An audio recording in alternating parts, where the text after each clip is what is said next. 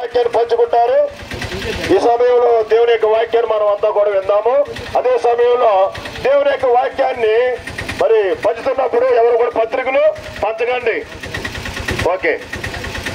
ప్రియమైన గ్రామస్తులారా, సర్వలోక రక్షకుడైన సర్వ సృష్టికర్తయు అయినటువంటి యేసుక్రీస్తు యొక్క అతి శ్రేష్టమైన నామమున మీకు మా హృదయపూర్వకమైన శుభమును తెలియజేస్తూ ఉన్నాం.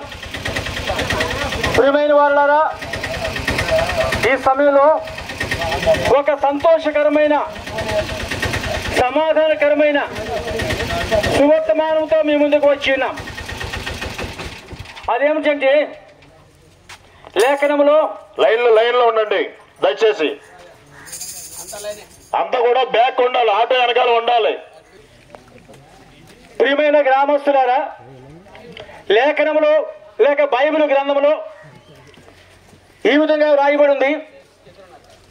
దేవుడు ప్రేమ స్వరూపి అని లేఖనము చాలా స్పష్టంగా జ్ఞాపకం చేస్తూ ఉంది.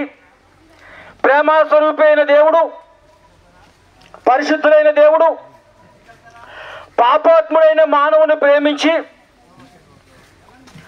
పాపాత్ముడైన మానవుని పాప శిక్షణ నుండి నరకం నుండి విడిపించిన కొరకు మనుష్యుడిగా లోకమునకు వచ్చి సర్వలోక మానవ పాప పరిహారము కొరకు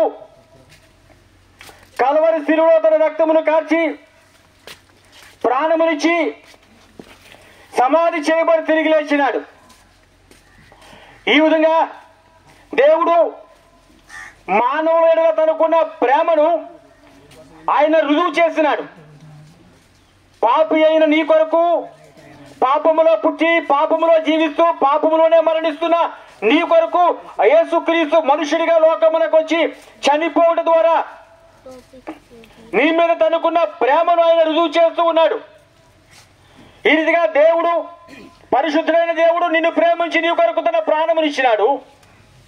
కానీ నీవైతే ఈనాడు మానవుడైతే దేవుని ప్రేమను గుర్తించకుండా, దేవుడు నీ కొరగా చేసిన కార్యమును గుర్తించకుండా పాపములోనే జీవిస్తున్నావు, పాపపు కార్యములను చేస్తూ ఉన్నావు, నీ యొక్క పాపం వలన కలిగిన భ్రమ చేత జీవిస్తూ ఉన్నావు.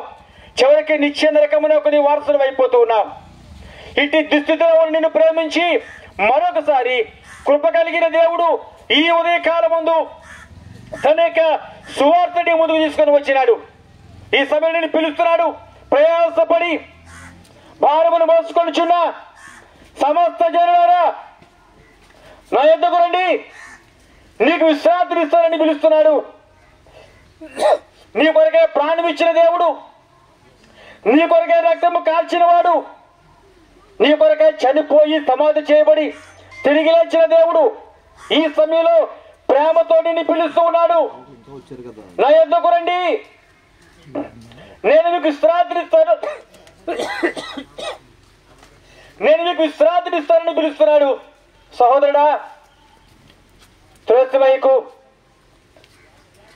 నిన్ను ప్రేమించిన దేవుడు నీ యొద్దకు వచ్చి నా యొద్దకు రండి, మీ పాపమును క్షమించి మీకు విశ్రాంతిని ఇస్తాను, పరలోకమునకు మిమ్మల్ని వారసులుగా చేస్తానని ఆయన ప్రేమతో నిన్ను పిలుస్తూ ఉన్నాడు. ప్రేమతో నిన్ను ఈ సమయంలో ఆహ్వానిస్తూ ఉన్నాడు.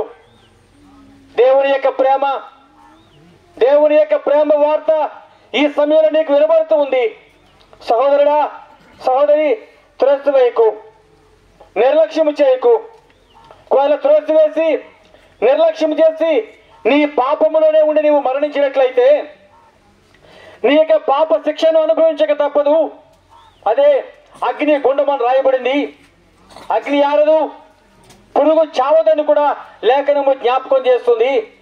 యుగ యుగములు కూడా అగ్ని గంధకములతో మండే గుండములో నీవు యాతన పడవలసి వస్తుంది. అట్టి యాతనకరమైన నరక శిక్ష నుండి నిన్ను తప్పించి, నిన్ను విడిపించి, నీ పాపములు క్షమించి నిత్య సంతోషము కలిగిన ఆ యొక్క పరలోక రాజ్యములో నిన్ను ప్రవేశింప చేయాలని ప్రేమస్వరూపైన దేవుడు ఈ సమయంలో నిన్ను ప్రేమించి నిన్ను పిలుస్తూ ఉన్నాడు. ప్రేమస్వరూపైన దేవుడు నిన్ను ప్రేమించి పిలుస్తూ ఉన్నాడు. త్రోసివేయకు. నరక శిక్షను తప్పించుకుని పరలోకములో ప్రభుతో పరిశుద్ధులతో నిత్యము ఆనందించిన కొరకై నేడే ఈ క్షణమే ఉన్న పాటిన ప్రభుని యేసుని విశ్వాసం ఉంచండి. ప్రభుని యేసుని మీ సొంత రక్షకునిగా స్వీకరించండి. మీరు రక్షించబడతారు, మీ ఇంటి వారు రక్షించబడతారు. ప్రభుని యేసునందు విశ్వాసం ఉంచండి. అప్పుడు మీరు మీ ఇంటి వారు గొప్ప రక్షణ పొంది ప్రభునందు ఆనందించగలరు. ఆమేన్. ప్రార్థన. దీక్షణ గారు ప్రార్థనలంతా కూడా కళ్ళు